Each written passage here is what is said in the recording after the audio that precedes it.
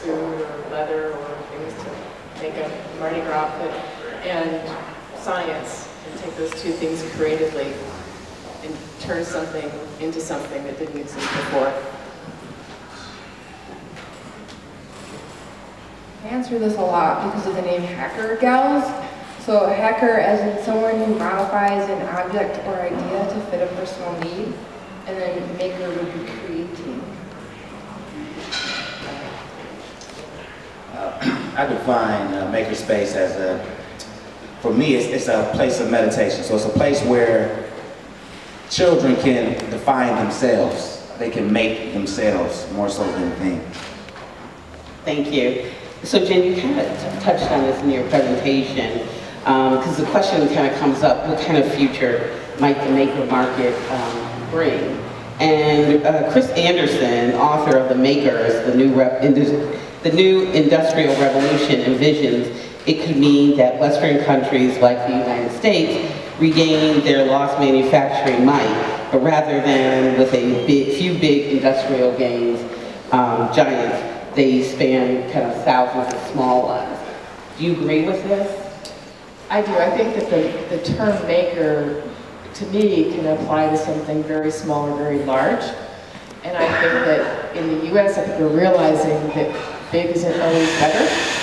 And I think that size is a personal choice, and making allows for that choice to be whatever size works for you. And I think that it can work for whatever fits the lifestyle that you want to lead. And I think that maker's profile can be whatever works for you. And I think that's what they're referring to. Okay. Okay.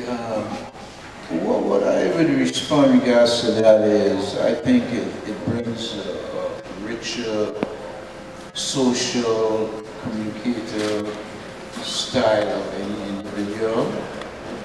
Being a maker, I think you're a special delivery type person. So I think, it matters a lot.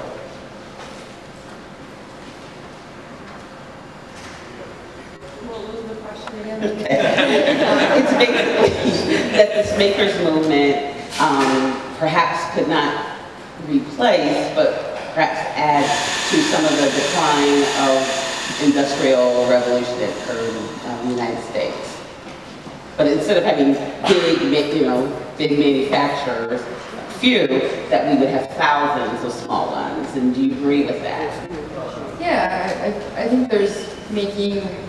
We had a lot of different examples today of what making is, and even in industries, within corporations, it's just kind of thinking outside of the box. So I think it's just thinking of other ways to do things and creating.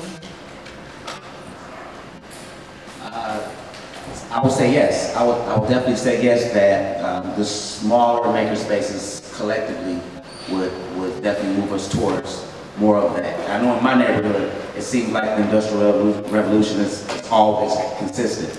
We have people, you got mom and them and auntie and them who cook dinners. You got the little guys down the street who cut the grass. You got guys who come into you. So it's like, in my neighborhood, the children are always looking for something to do or something to make a way to be productive. You have to be resourceful when there's a lack of resources. And so I think, I definitely think it will move us in that direction. And I want to elaborate on your point. So, when you talk about few industrial, obviously Detroit, we seem to be very heavy on the automotive industry, and we saw kind of what happened when we put all our eggs in one basket. How would you characterize kind of what you're seeing now happening as we bounce back out of that? I have several friends who work for the Big Three and took the buyout. One in particular is one of my business partners. He started his own t-shirt brand with the buyout money. He's doing fairly well. It hasn't replaced totally his income, but I just think, especially we as people, we have to be resilient. We have to be resourceful. We have to use what we have to get what we need, or use what we have to get what we want. And so I think, there's always blessings in disguise, and I really believe that the problems that we have, even with the home, with the housing industry and the automotive industry, it can really help people to become more self-efficient self-sufficient, self-reliable, self-determined, which is always great for our community. Does anybody else want to weigh in on that? Jen, since I heard that. Well, I do think there's power in, I think there's power in confidence and power in self-security and the disguised lessons and in empowerment. And one of the things that I have been so blessed by in coming to Detroit is the sense of empowerment I sense in the city. My dad, who was raised in the 40s and 50s, this is very interesting, he came to Detroit and he said, wow, you know, this reminds me of growing up in the 40s and 50s when everyone could afford to buy a home and open a business. Which is very interesting, I thought. He said, I feel like there's so many small businesses opening up and people buying homes and fixing them up and families moving in. I thought that was a very interesting perspective. Yeah. And too, you know, it brings a true value of social skills. You know, it brings that more connection and giving back to communities and involving, like the young man said, the kids and the youths in the neighborhoods. And relationships comes out to me because just like I have a new friend here, I want to go to training. Great. So all of you obviously represent very diverse organizations and maker spaces. And so can you share your biggest obstacle when starting your organization or opening up your space, and what did you do to overcome it? So, Fame Shop is the acronym for Fashion, Art, Music, Entertainment should help our people. And it's grown on me that fashion, art, music, entertainment shouldn't hurt our people. And when I originally got my place, I got it. I didn't have this idea of a makerspace for public or teaching. I got the place to produce my own stuff. And I got the place to, you know, to have the equipment so I can make my own things. When I got the place, I spent all my money getting it. And so it was a cash flow crunch. I didn't have any cash to really make my own stuff at this point. But I had the space and I had all the equipment. And it was a previous business, so, you know, previous customers will call and ask, could I produce this or make this? And that's what I kind of shift my direction and start making stuff for others. The neighborhood in which my shop is the Pride. And the community can't really afford the services that I provide. So what happened? Detroit, yeah, ours too. And so what was the creative challenge that I had to overcome was, okay, the community can't really afford the services that I provide, and the people who want this service aren't coming into the community for it. Right. So how do I engage the community, and how do I engage people to come?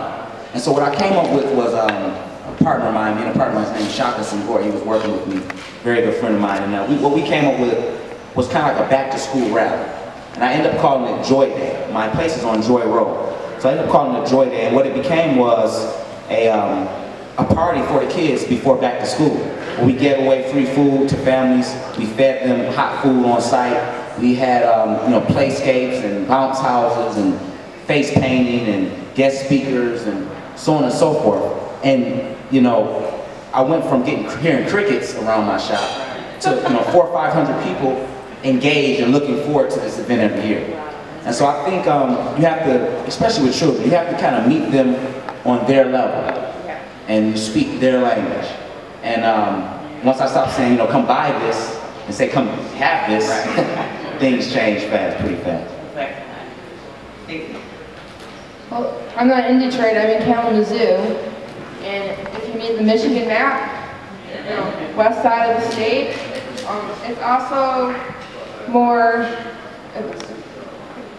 it's Kalamazoo. I love Kalamazoo, and I know other people are going to see this from there, and I do love being in Kalamazoo. I'm originally from the Detroit area, and there's a definite difference in kind of what I was saying before, just in explaining the maker movement, explaining why women need their own place. I mean, and just the education and who get involved. We don't have, there's been several attempts and there's one currently to have a makerspace in Kalamazoo, and that might change some of that, but right now, people say, Hacker Gals, what's that? Even if you explain it, they're like, so we're still kind of, I guess what's overcoming that is we haven't given up. You know, we're persistent, keep talking to people, invite to the events that we do have, and if they don't understand, then they do after, and if they like it, then they tell their friends, and it just keeps growing. So, haven't given up, and I think that's what's going to end up winning in the end, and making sure that we are including the city that we're in, like Kalamazoo, and the area that we're in, like West Michigan, and keeping them involved. And had a lot of connections with Grand Rapids because of the GR Makers, and so that's a good 50-60 mile stretch there.